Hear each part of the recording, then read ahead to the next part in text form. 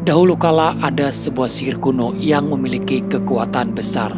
Kekuatan dari sihir tersebut mampu membuat orang yang mempraktekannya bisa mendapatkan kekayaan tanpa batas, hidup abadi, dan bahkan bisa menghidupkan orang yang sudah meninggal. Sihir itu disebut dengan sihir anggur tengkorak. Untuk membuat anggur tengkorak harus menggunakan dari 5 organ manusia, yaitu tangan dari orang yang terampil, kaki dari orang yang cepat berlari, liver dari jiwa pemberani, kepala dari orang cerdas, dan terakhir jantung dari orang yang jahat. Saat itu tersaji, semuanya harus disatukan dengan darah dari seorang gadis. Selain daripada itu, orang-orang yang wafat karena ditumbalkan, roh mereka tidak akan pernah bisa sampai ke akhirat. Jiwanya akan terus bergentayangan menjadi budak para iblis. Pada malam itu terlihat seorang perempuan mengerang kesakitan di atas sebuah kasur bambu. Lalu datang seorang anak kecil bernama Kam menghampiri. Dalam kesakitannya, Nyonya Lan masih sempat memberikan sebuah buku kepada Kam. Sebuah buku yang belum diketahui buku apa. Namun Nyonya Lan meminta Kam untuk memberikan buku ini kepada putrinya yang bernama Pong. Tak lama kemudian, rasa sakit itu semakin menjalar ke seluruh tubuhnya. Bahkan terlihat tubuhnya mulai terkelupas dan bolong-bolong. Dia juga sempat memberitahukan kepada Kam kalau sejak dari kecil, Pong mempunyai kemampuan bisa melihat makhluk goib atau biasa kita sebut indigo. Di ucapan terakhir sebelum Nyonya Lan wafat, dia mengatakan nanti akan ada sesuatu yang jahat datang dan akan memaksa Pong untuk membuat sihir anggur tengkorak. Nyonya Lan pun akhirnya wafat dengan penuh luka di seluruh tubuhnya. Para warga yang menyaksikan itu menyebut kalau Nyonya Lan terkena penyakit keringat merah. Wafatnya Nyonya Lan disaksikan langsung oleh Pong bersama sang ayah.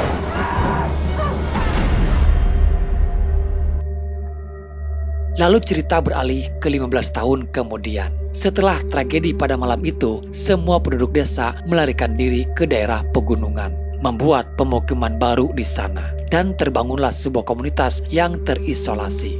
Kehidupan mereka memang terlihat lebih tenang di sana. Namun tak pernah disangka kalau desa itu adalah desa terkutuk. Dan tidak ada satu orang pun yang bisa masuk atau keluar dari desa tersebut. Kecuali hanya keluarga tetua desa yang bisa keluar masuk di desa terkutuk itu. Warganya percaya bahwa saat matahari tenggelam, kekuatan gelap akan muncul. Seperti kunang-kunang siap mencuri kehidupan warga desa di sana. Namun meski ada resiko tersebut, pada malam itu mereka tetap mengadakan pesta pernikahan. Dan untuk mencegah hal buruk terjadi, acara pesta itu diiringi sebuah ritual. Warga yakin kalau kegelapan akan melindungi mereka. Sebuah acara pesta pernikahan yang diadakan cukup meriah. Putri dari anak tetua desa yaitu Pong menikah dengan kekasihnya yang bernama Sang. Dalam adat di sana, sebuah acara pernikahan, kedua mempelai diarak mengelilingi kampung sekitar dengan memakai topeng. Dalam perjalanan ketika iring-iringan pengantin berada di dalam hutan, keanehan pun mulai terjadi. Dari kejauhan, Pong melihat ada sesosok wanita berbaju merah sedang bergandengan tangan dengan seorang anak gadis. Tapi anehnya dari sekian banyak orang di sana, hanya Pong sendiri yang bisa melihatnya. Sang berusaha untuk menenangkan Pong dengan berkata mungkin itu hanya hayalan Pong saja. Tapi tidak bisa dibohongi, memang mulai ada rasa kekhawatiran. Untuk menghindari sesuatu hal buruk terjadi, mereka pun bergegas melanjutkan perjalanan. Dan akhirnya pernikahan pada malam itu berjalan lancar. Direstui oleh ayahnya Pong sekaligus dia juga adalah sebagai tetua desa. Pong dan Sang kini resmi menjadi suami istri. Pada saat tengah malam, keanehan itu terjadi kembali. Pong mendengar ada suara seseorang dari luar. Dia sempat melihat keluar kamar melalui jendela. Terlihat ada sesosok dengan menggunakan jubah dedaunan membawa lampion. Sesosok misterius yang terlihat menyeramkan. Pong lalu membangunkan Sang. Namun lagi-lagi penampakan itu hanya bisa dilihat oleh dia sendiri. baru 1 hari Sang menikahi Fong, tiba-tiba saja kengerian terjadi di desa itu.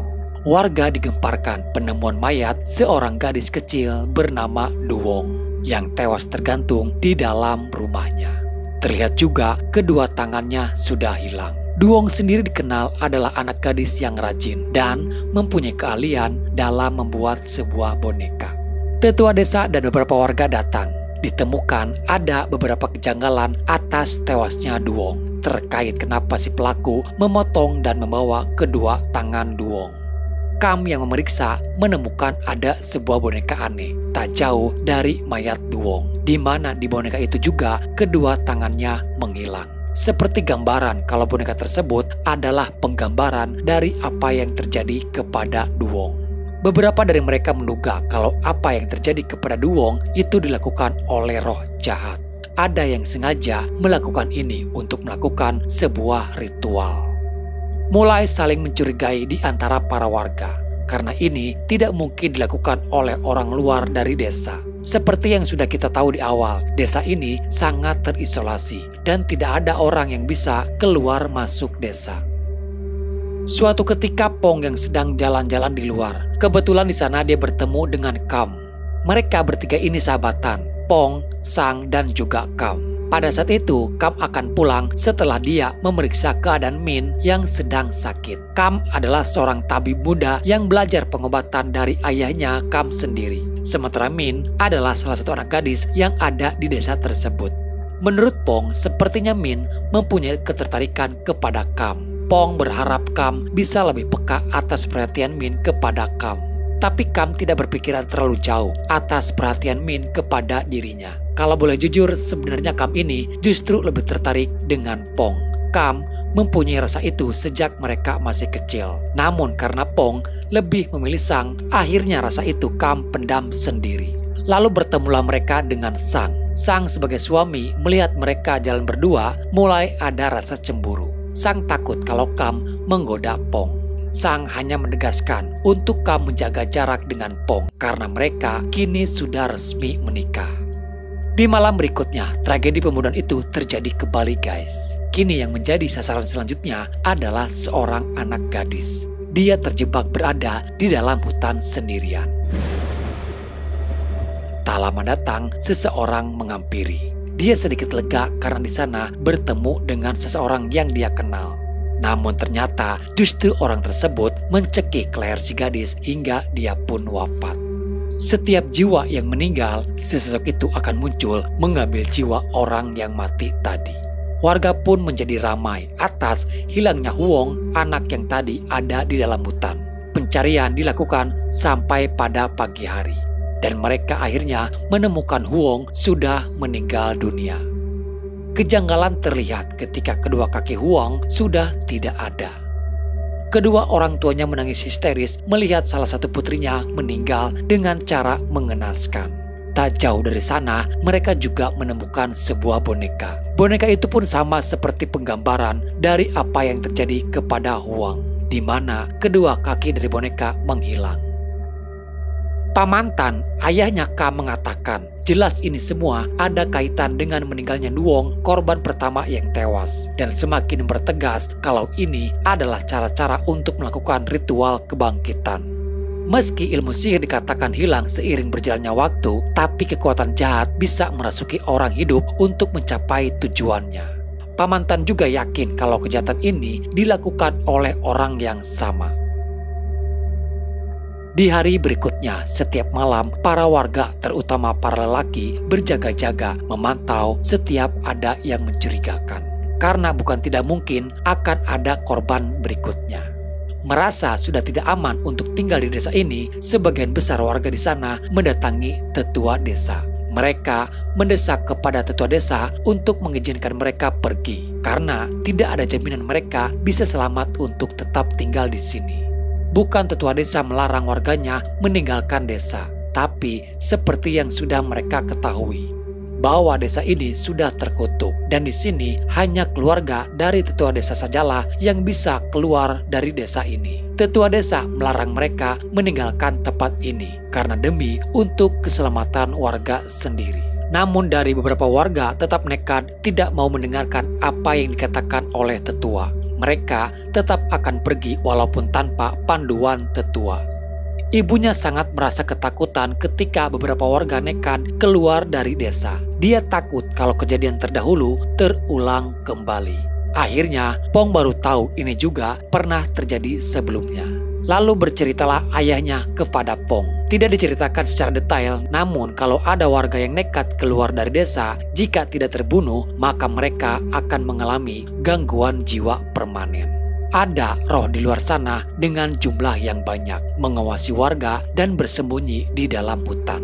Dulu ketika Pong masih kecil, Pong mengalami sakit parah yang mengharuskan dia untuk berobat keluar daerah.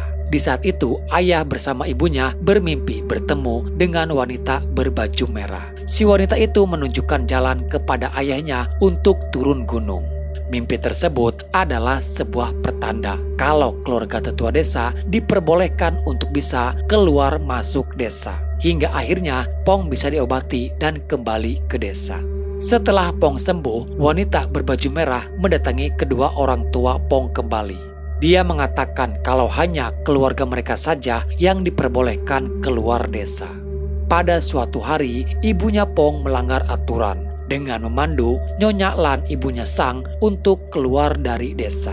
Dan kutukan itu benar-benar terjadi kepada mereka berdua.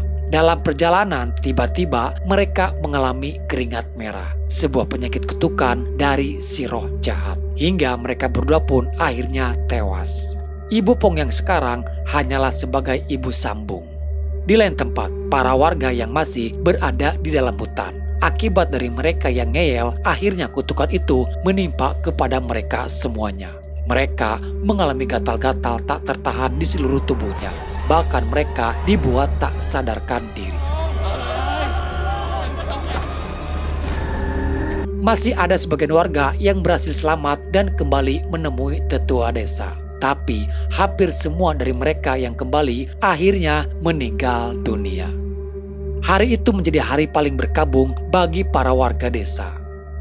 Namun, teror dari si roh jahat tak berhenti setelah memakan banyak korban. Bahkan Min menjadi korban selanjutnya. Para warga hanya tahu kalau Min menghilang. Di keesokan pagi, warga pun menemukan jasad seorang wanita. Namun ternyata itu jasad gadis lain yang bernama Nona Chan. Sementara Min sendiri masih belum ditemukan. Nona Chan tewas dengan kehilangan liver di dalam tubuhnya. Dari apa yang sudah mereka selidiki dan semua rentetan pembunuhan itu, besar kemungkinan Min masih hidup. Seperti apa yang sudah Mimin katakan di awal cerita, untuk membuat sihir anggur tengkorak membutuhkan 5 organ manusia. Kaki, tangan, liver, kepala, jantung, dan terakhir harus disiram dengan darah seorang gadis. Semua orang dibuat kebingungan sekaligus ketakutan karena bukan tidak mungkin salah satu dari mereka akan menjadi korban selanjutnya. Warga diminta untuk lebih bersiaga lagi dan tidak diperbolehkan siapapun berada di luar sendirian. Pada malam hari, Pong mendengar ada suara bisikan yang memanggil namanya. Suara itu mengarahkan dia menuju ke suatu tempat. Tanpa dia sadari, Pong terus mengikuti sumber dari suara itu. Betapa terkejutnya dia ketika melihat sesosok wanita berbaju merah sedang memakan livernya Nona Chan.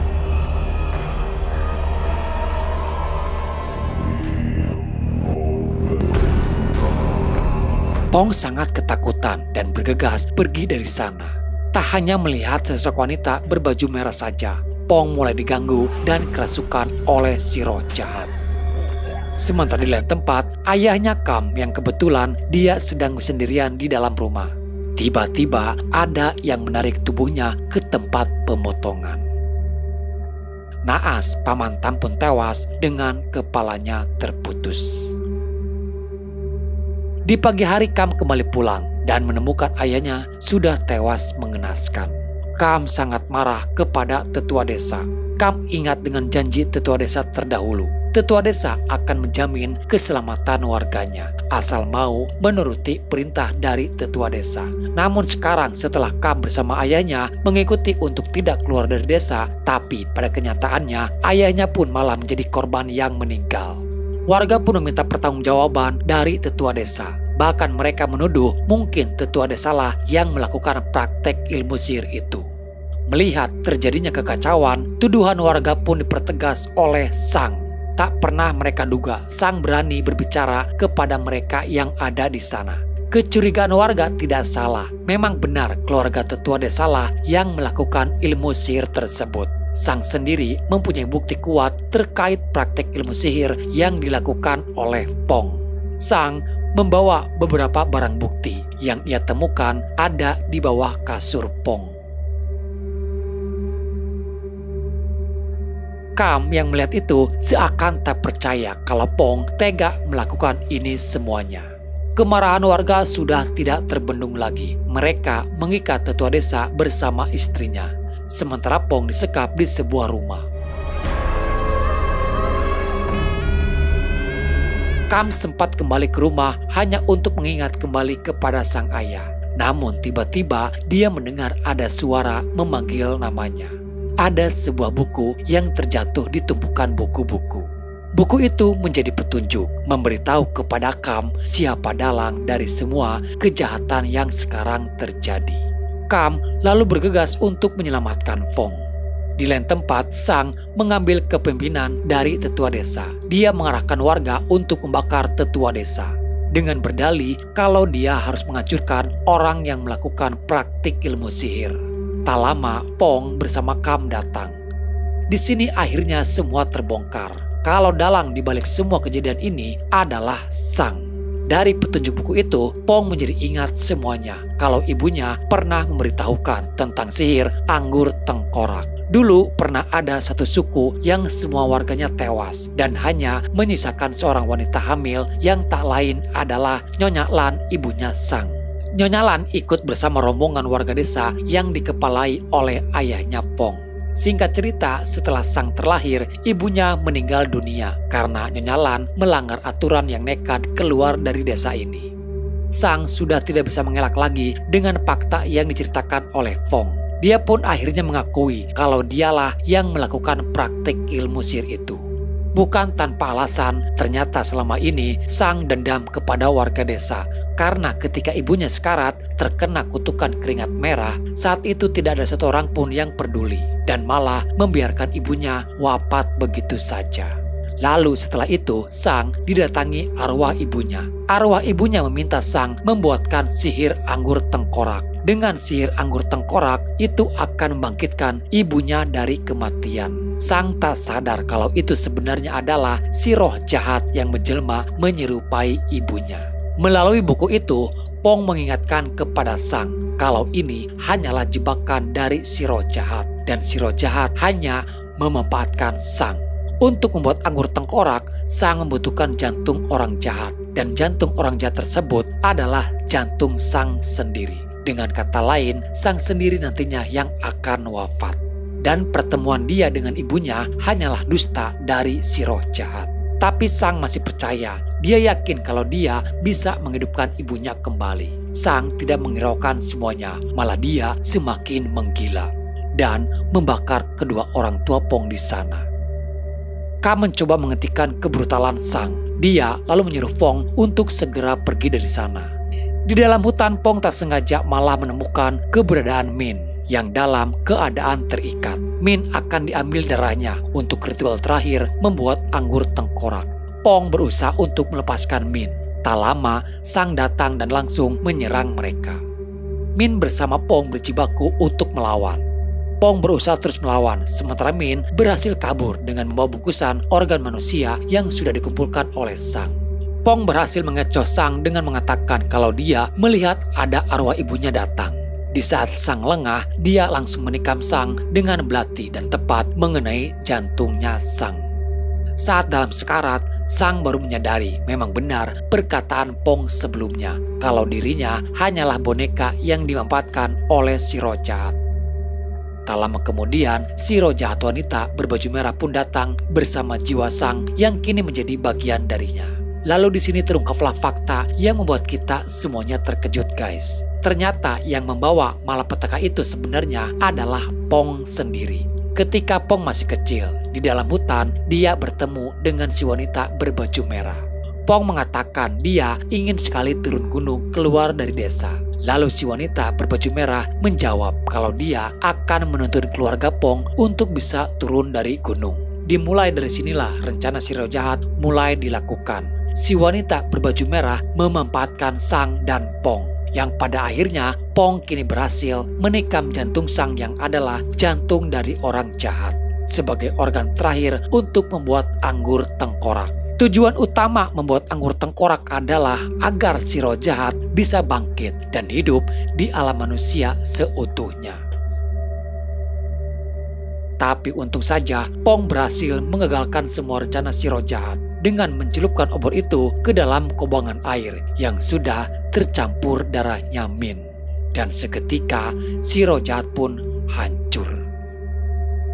Dengan hancurnya si wanita berbaju merah, kutukan itu kini sudah berakhir. Semua warga di sana berpindah tempat mencari tempat baru untuk mereka tempati. Namun tidak dengan Pong bersama Kam. Mereka berdua tetap akan tinggal di desa ini, menikah dan hidup bersama sampai maut memisahkan mereka. Lalu di sini film pun selesai. Oke guys, jadi itulah alur cerita filmnya.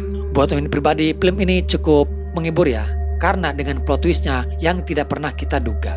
Oke, mungkin sampai di sini dulu ya ceritanya. Semoga apa yang Mimin sampaikan dan ceritakan bisa menghibur dan menemani luang waktu kalian. Sampai jumpa di video selanjutnya. Salam dari admin dan bye-bye.